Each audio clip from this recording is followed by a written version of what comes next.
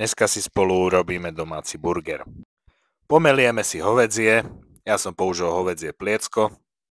Mäso musí v tomto prípade obsahovať nejaký tuk.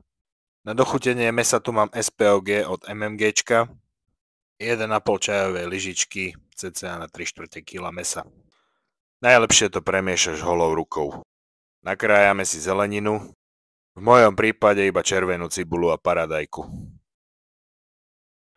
Na rozpálenú panvicu si dáme zatiahnuť slaninku, keď sa začne krútiť, podlejeme ju troškou vody. Takto tú slaninu nespáliš. Na výpeku zo slaniny si dáme zatiahnuť žemle, po ich upečení si očistíme panvicu, strekneme trošku oleja a rozplacneme ten kus mäsa. Opečeme ho asi 4 minúty z jednej strany, 3 z druhej a dáme roztiec po 3. minúte plátok čedaru. A začneme ho skladať.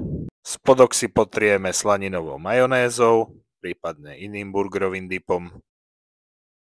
Poukladáme slaninku, 2 paradajky. Na paradajky si položíme to mäsko, aj so syrom.